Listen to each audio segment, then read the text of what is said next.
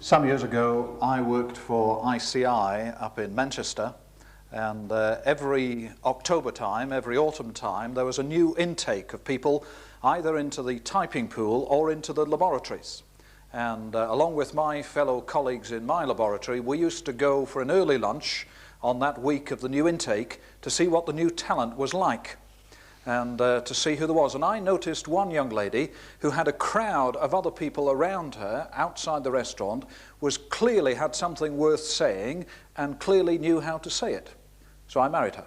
And that's Lillian, and she still has something worth saying, and you'll appreciate it now. And we did have some difficulties at the beginning to decide whether to call this session Breakthrough in Communication or Barriers in Communication. And really we settled then for breakthrough to be positive, and it is part of the breakthrough to analyse what are the barriers. And so that's the kind of line that I'm going to take, and I want to start off with showing you that picture of the Tower of Babel. Now you may not have built it in quite the same way that the artist has pictured it here, but it focuses our attention on that incident in Genesis 11, where the people have got together, they speak a common language, and they have planned a building to reach up to heaven. And when God comes along and sees what they have done, remember the comment by God is that nothing they plan to do will be impossible for them, says God. And so the action that God takes in this situation is to confuse their language.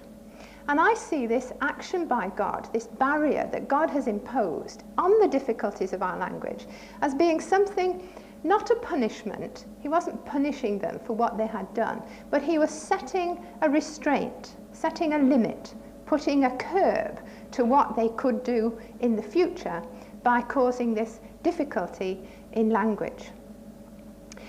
We are the only species that's able to communicate at complex levels of abstract thought.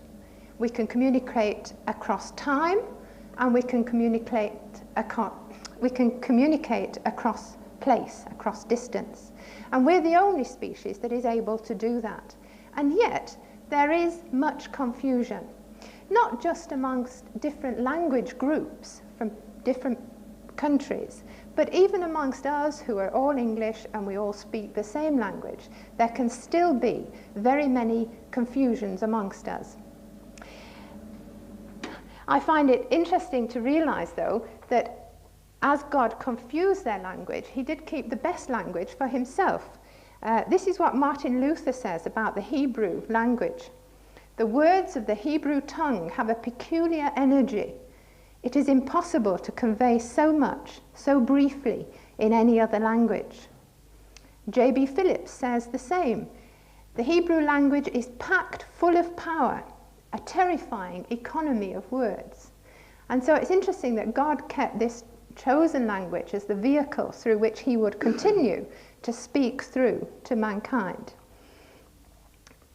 And although Hebrew was thought of as being a dead language until about 100 years ago, I find it significant that nowadays there is a 400% increase in the use of Hebrew as a first language, as a mother tongue language. And so now if you go to Israel, it's no longer English that you hear being spoken on the streets of Jerusalem as the common language that all the new immigrants know. It now is Hebrew that's the common language. And that is simply one sign pointing to the nearness of Jesus' return. But that's the subject for a different seminar. But we see this problem of the confusion of language. And the breakthrough, God caused the confusion, God also sent the breakthrough. The breakthrough is Jesus. I see Jesus as being God's ultimate visual aid. And people around me have to see Jesus in me. Because I don't believe the confusion is really God's intention. God's intention is that we will fully understand him, know him as we are known by him. We are to have the mind of Christ. The Word became flesh so that we could see God. And Jesus breaks through the confusion. People should now see Christ in us. So it is our lives, what we do, what we are, as much as what we say, that communicates the love of God. Jesus, through his church, is the breakthrough to the barriers set by God because of our sinfulness. And so now that brings us to look at the church, the barriers within the church itself. And that now is a picture by Van Gogh of the Starry Night. And because of his letters and the diaries that he wrote at the time, this isn't just my opinion of what he was trying to say in this picture. We actually do have his own comments of what he was trying to say. If I had a couple of £1 million, or maybe more, free, this is the picture that I would buy. This is what I would spend my money on. What Van Gogh was trying to say in the Starry Night, his picture of the planets and the stars, was the power and the perfection of God illustrated in the universe. This is the hand of an almighty creator, and that's what he was trying to portray in the heavens. Then he was also trying to show that the lights in the homes of the people are reflections of that bigger light. And it is possible that we will receive some of God's light into our lives and be reflections of that light. But sadly, for himself, he sees himself as the cypress tree at the edge of the village, isolated, separate from people, striving to reach God, reaching up and striving. Now, I very often use this picture in an evangelistic situation, and you can see the obvious parallel. We do not need to strive. God has done what is necessary for us to know him. But what I don't say in an evangelistic situation is the extra bit of the church. There is the church in the village, and although many of the homes have a reflection of the light from the heavens, the church has no light, which is very sad when you think that Van Gogh started off as an evangelist in the Dutch Reformed Church. And I'm not saying here that the church has no light, but that for him, for Van Gogh, he could see no light. There are many other lights in our world today, especially with books and television and other religions. What does your church building say? Derek touched on it already in session 1. The outside of our buildings, does your church look closed even when it's open? There's many things about our church buildings on the outside that we cannot alter. And perhaps one way, we've got used to our own churches. We accept them for what they are. And one thing I could recommend to you is that you get a friend to come and look at your church with the eyes of the outsider, the eyes of the newcomer. And maybe there are some things that you could alter about the outside and the welcoming approach of your church, so that we can indicate that the church has something to say to present society. But the breakthrough, these difficulties that we have in many of our church structures looking unwelcoming, the breakthrough that we have is to go outside for evangelism. The church building is rarely the place for evangelism. Some would even say that it should never be the place for evangelism.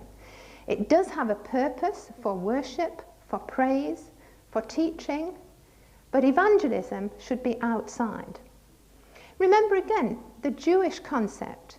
The Jews could go into the inner part of their temple, and the Gentiles were on the outside.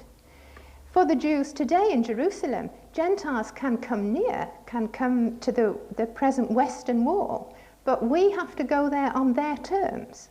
And as we go down the steps into that pavement in front of the Western Wall in Jerusalem, there will be a man at the bottom, last time we were there, a man at the bottom telling us that we could have no food, no drink, no photographs, we had to wear the right clothes, and in fact he said, not much.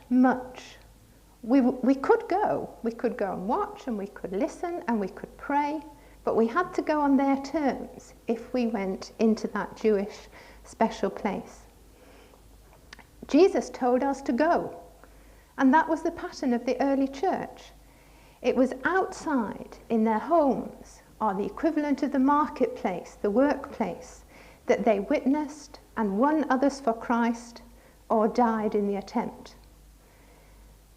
Let's be thankful that people are converted in our churches, the children of our families, children in general, women.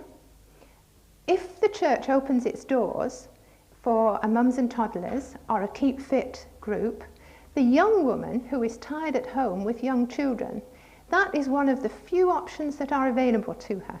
And so she will go, and she will meet the other keen Christian women, and sooner or later some of them will get converted. So for that group of women, the young woman at home, where she has very few options, the church does only need to open its doors. But for the working man and the professional or the working woman, the point is that they have many options open to them, many claims on their time. And so the church has got to do something really significant. It isn't enough just to open the doors. We do see conversions amongst our young people. And in fact, it would be a really desperate situation if we were not seeing conversions here. But also, as well as what is happening in the church, we have to be ready to go where people are, especially if we want to reach the men and professional people in general. We can't alter the message. There is only one way to God, and that is through Jesus. But we can do what Paul did and what the early church did, to present the message in a way that's right for our generation.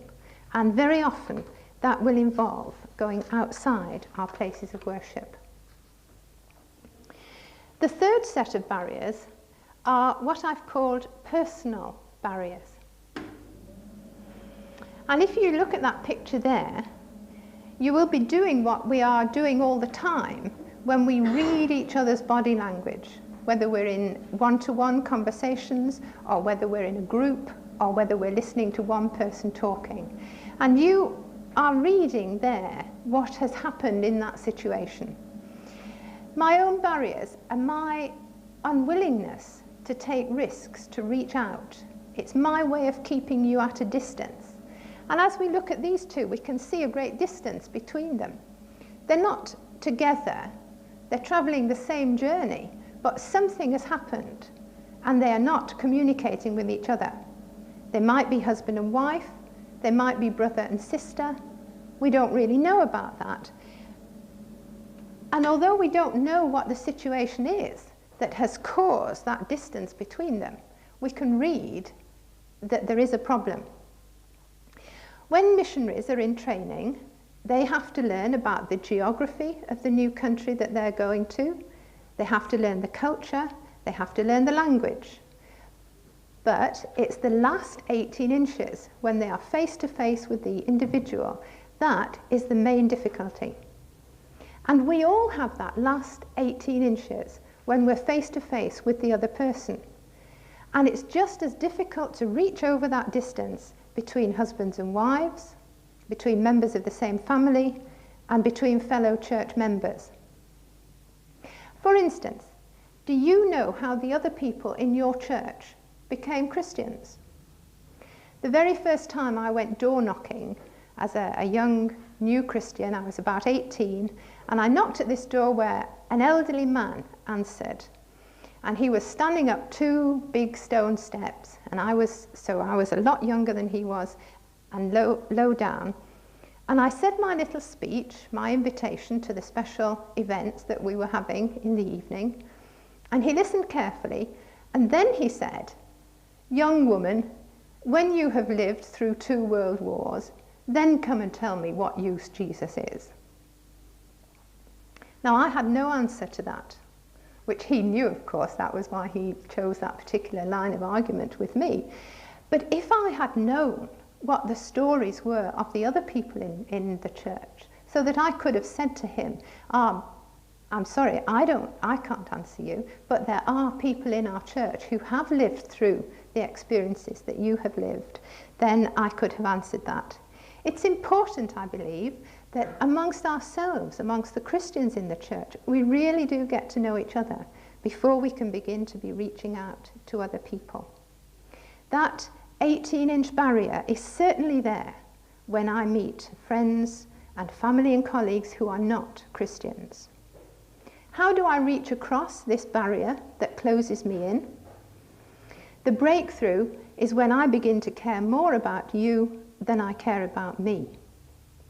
The other person can still shut me out, but if I remove the barriers from my side, there is more chance then that I can reach you or my friend or my neighbour. And so it's these personal barriers that I want to look at more closely. Seeing what the problems are is part of the way to finding practical ways to deal with them. So let's go on to the next section where we look at the language that we use when we do begin to speak to other people. And language really comes in two sections. It's how we put our words together, that's the grammar, and it's how we choose which word we're going to use in any given situation, the vocabulary that we use. Let me show you an illustration that comes from our home. We live about 6 miles away from the nearest town, and so when our postman delivers to us, he will also collect any mail that we have ready for him. They come in their little van, and so it isn't a physical problem to collect the mail as they bring us the mail that's coming to us. And that's all right as long as it isn't raining when we put our mail on the doorstep.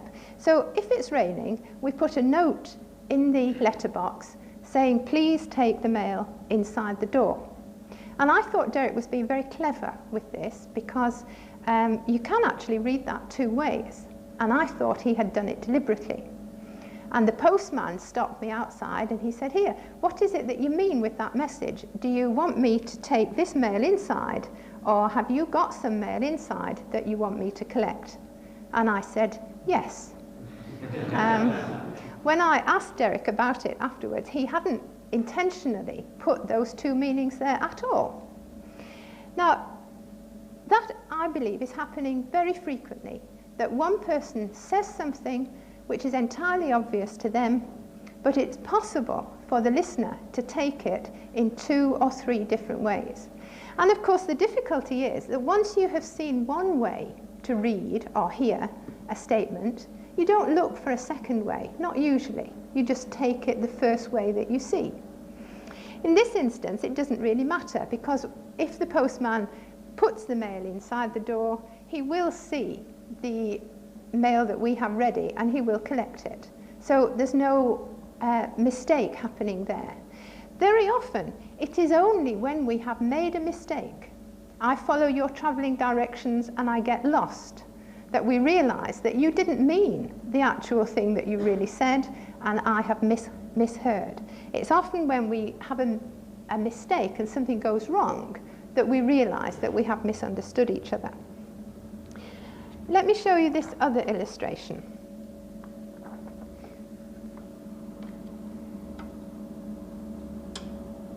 That's a statement that I heard being read by a newsreader. I didn't actually hear Lord Carrington say it. I just heard it reported on the news by the newsreader. Israel must be able to live within secure borders. Or was it, Israel must be able to live within secure borders? And from the tone of voice of the newsreader, it wasn't possible to know which it was. So you can interpret that sentence entirely opposite and be have two completely different meanings to that. What was Lord Carrington saying? Was he saying Israel must be able to have secure borders and we, the West, must work to do that? Or was he saying their borders are insecure and they've got to put up with that? There are two ways that you can know about that. Firstly, if we had heard Lord Carrington say it, then presumably he would have put some expression into his voice and we would have caught the meaning from the expression of his voice that he used.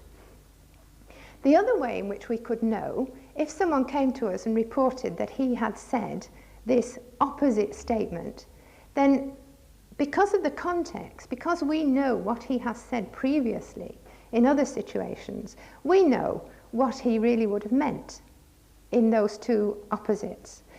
And the context is a very important background to the meaning. And so when we're talking to the non-Christian person, we have to realize that they haven't got the biblical and the Christian context to make sense of some of the things that we say.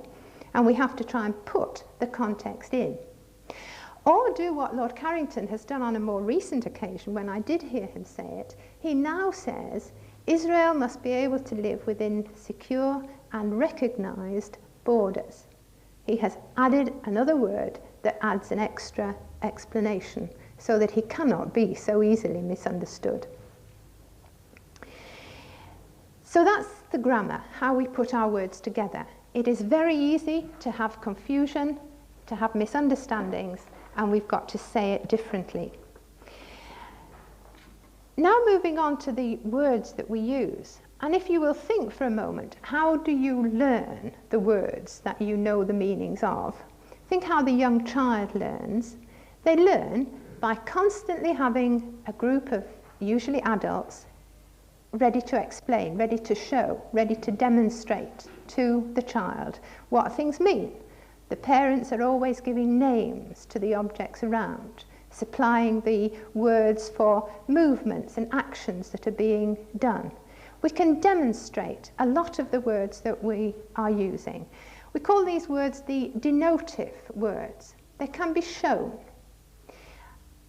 But then there are a whole other range of words that are abstract and difficult, and these often have connotations or what I think of as being hidden meanings, words that will have a different meaning to you than they have to me, that are not easy to demonstrate what they mean. And these are called the connotative words. And one of the interesting things is that when we're listening to somebody talking, we are always looking for three main qualities in what the person is saying. And the first quality that we're looking for is value. As I am speaking about any incident or any situation, how do I value it as the speaker? You listening to me are trying to measure what I really think of it and what you think of it as well. See, if I just say that I have heard a good piece of music or I've read a good book, you still don't know whether you would like that music or you would like that book unless you know something more about me. And as I begin to describe it, the words that I use, you will be trying to sort out whether I think this thing is good or bad, and whether you would also think it was good or bad.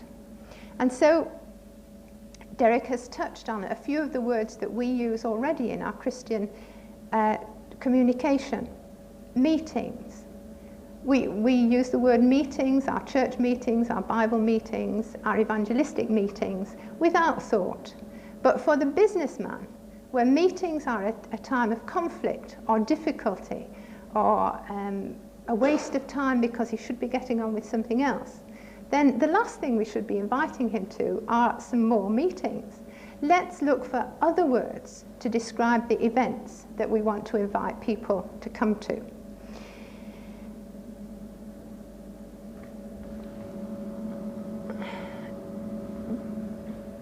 The second thing that we are looking for is the influence. How strongly is this action or this incident affecting us? For instance, I could ask you for something, or I could plead, or I could demand. Those second two words are stronger in the definition than if I just only ask. Asking is neutral, but pleading or demanding is stronger. And that leads on to the third category of which direction the meaning of the word is going. Is it coming from me to you, or is it coming from you to me? If I plead, then I am the receiving person of what I'm asking for. If I demand, then the authority and the strength of it is coming from me to you. And that is all the time what we are looking for: good and bad, strong or weak, active or passive. Which way is it going? Did Jesus die, or was he killed, or did he give his life? And sometimes we are not always clear in how we make that presentation of the way that things are going. But we need to think about our language very carefully. The word father, God is our father. What does that mean to the boy whose father beats him up? It's not such a good word, perhaps, for him, as it is for some of us. Even love. I spoke to a young boy who said he didn't like his mother falling in love because that caused too much trouble. So he was against love. We cannot really afford to use any word unless we have first defined what it is that we take the word to mean. When we've described God as Father, then we can say, this is what is a good father. This is what I mean by love. When we've defined it, then we can use it. And so if my language is locked in to a pattern which only I understand and has become irrelevant or different to the people that I'm talking to, then I must start to listen. On page 22, we've made the statement that it's the soaps that get the highest viewing figures of any other programs. If you want some of the figures, 22 to 23 million people watch EastEnders every week. The figures vary for they vary from time to time, but Neighbours was thought to be going to get past EastEnders, although it has settled along with Coronation Street. Those two programs both have 16 to 17 million viewers every week. Some of the newer soaps haven't quite established their ratings yet, Home and Away. I haven't seen any authoritative figures for those yet. But the general thing is true, that it's the soaps that take the highest ratings. Maybe there are other programs that don't have such a high number of viewers, but which are very popular with the people who do watch them. And so I'm not suggesting that we should get hooked into the different programs, but if 23 million people watch EastEnders, and if 4 million people buy The Sun, and only 1/3 of a million people buy the paper that I read, then maybe I should look a little wider than what I normally do. Certainly, I would say that we should watch our friends' favourite television programme, perhaps only once, just so that you get a feel of it, so that you've got a background that you can talk about. The next most popular programmes after the soaps are people participation programmes, quizzes, talkbacks, interviews. More and more radio and television programmes nowadays are inviting people to telephone in with their immediate live comments on what has just previously been discussed. And so maybe that's another pointer to how the different events in our churches or in our evangelism should be, that we need to have more people involved, more participation than just one person up front filling the whole session. And so to be relevant, we have to listen carefully, we have to give opportunity for feedback, we have to be ready to say things differently when we're talking to those who don't come from the same background that we come from. And now if we turn over the page, I want to look at some of the difficulties that we have in our attitudes. Attitudes to myself. Who am I? Most people don't value themselves properly, and so they're afraid to give an opinion, or they're too shy to speak out in any situation. My value is not what people pay me. Do you know that I am so important that Christ died for me? And equally, you are so important that Christ died for you. That makes you Christ's ambassador in whatever situation you are in. And so when you have the opportunity to speak, grasp it.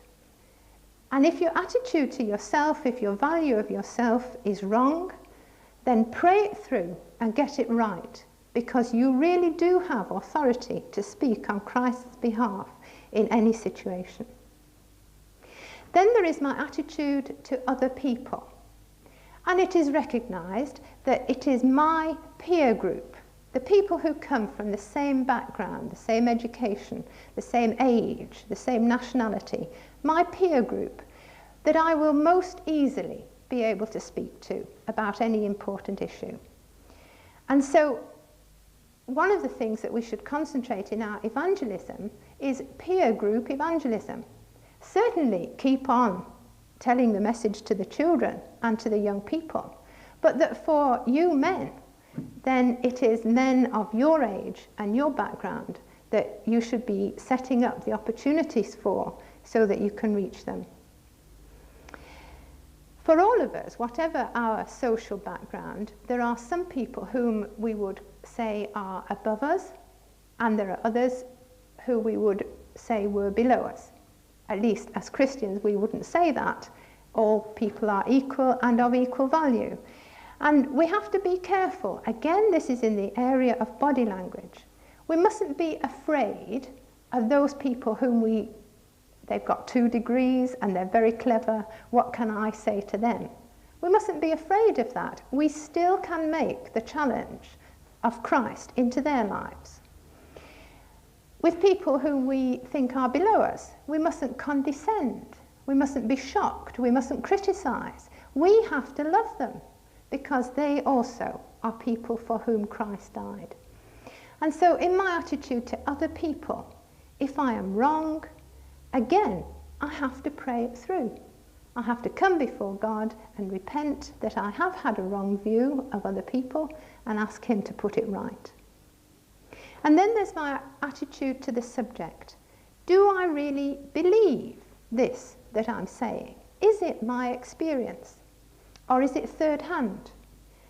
For instance, I heard an interview by David Watson just shortly before he died, saying that he was now having to appropriate for himself, take into his own experience, things which he had often had to share with other people, people who were dying, but that were outside his own experience. And now he was having to believe it for himself. It isn't possible for us to experience everything. And so there are often going to be times when we are talking about things which we have learnt from other people. And it's interesting that in the manual we've given you a page of an article from the listener about a radio series called, it's called the Table Babel. And the program interviewed lots of public speakers. It was a program on oratory. And they looked at people in politics and in art and preachers. And they asked them all, what makes a good speaker? And the answer that came through was that it is conviction. When the person is speaking about events or situations or ideas that are important to them, and they speak with conviction, then that makes a good speaker. And so if my attitude is wrong, then this again is something that I have to pray through. Because if my attitudes are wrong, I will give it away. Betrayal oozes from our fingertips, says Freud, when he's talking about that whole subject of body language. And we may not understand the reason for why you are uncomfortable or troubled, but we will read that the person is ill at ease. And whether it's because he doesn't value himself, or because he has a wrong attitude towards me, or whether he's not sure about the subject, I won't understand properly and I might get that wrong, but I will read that he is ill at ease. And so it is important that we have the right attitudes, and for us, because we can pray it through, it is possible for us to put it right. But now, finally, that brings us to the problem of the cost of communicating at any real level.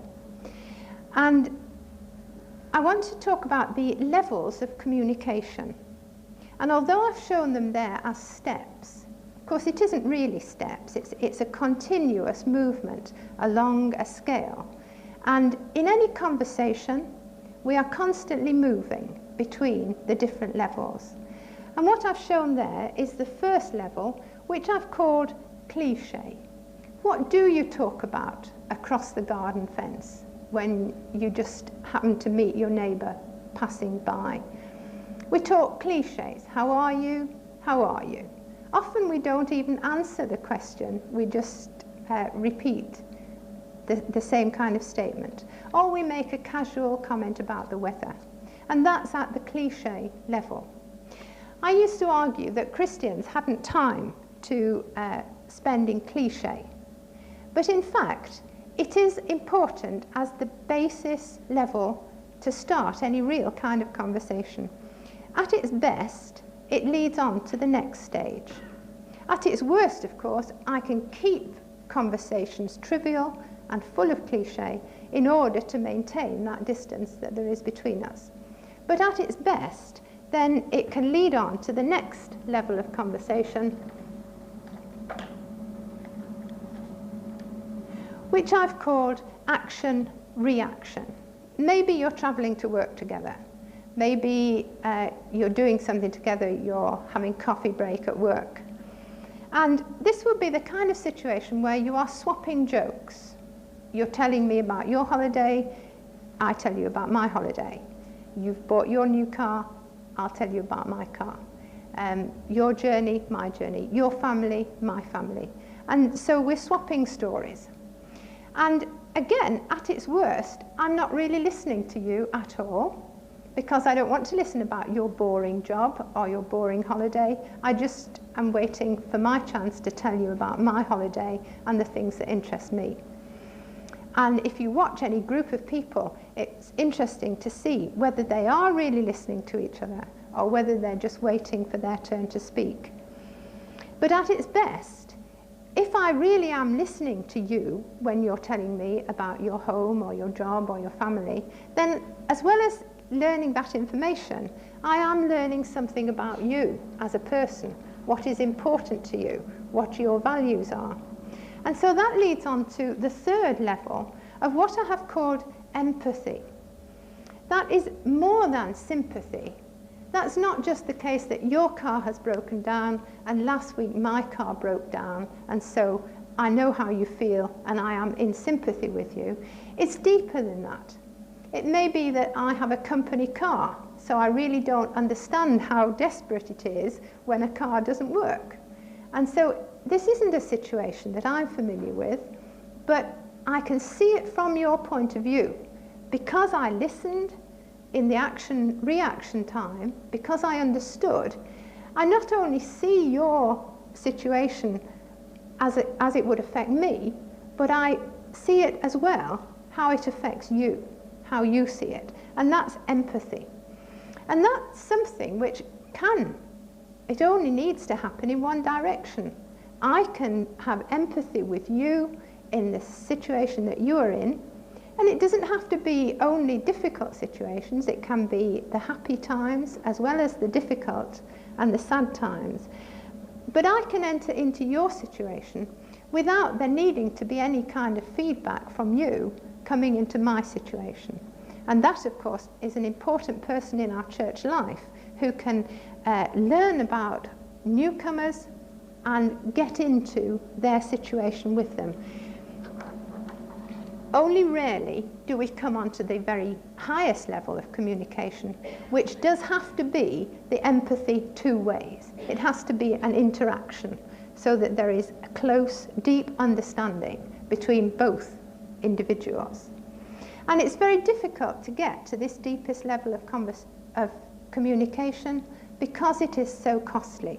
It's costly in time and it's costly in energy, because I have to begin to give myself away. Your problem becomes my problem. And it costs me patience and pain. I have to die to myself. And again, I have to care more about you than I care about me. And so, what's the application of that kind of levels of our church, in our church life? For me as a new Christian, I can remember being told not to go hitting people over the head with the Bible. Now I have revised that position. It seems to me that if I want to take the level of communication deeper or higher or on, the other person can easily evade the issue if they want to, because we're doing it all the time. We are constantly moving up and down those levels of communication. And so I don't feel that I'm putting people under threat if I try and move the conversation on, because they know how to bring it back if they want to. If they want to evade, they can. But if I don't make it possible to take the conversation on, then they can't do it either. And so in our church services, in any kind of event that we've arranged for evangelism, what do we do at the end of it? Imagine that we have presented the gospel in a way that was meaningful and relevant and important, and this person had come because they want to know. Then when it ends, what they want is to be taken higher, further. Let's get it straight, let's get it fixed. I want this relationship with God. Sadly, too often, what we do is surround this situation with the cliche again. And we approach people at the bottom level instead of approaching people in a way that can take it on. I have to die to myself to care for you more than I care for me. And that, of course, is the kernel of the message.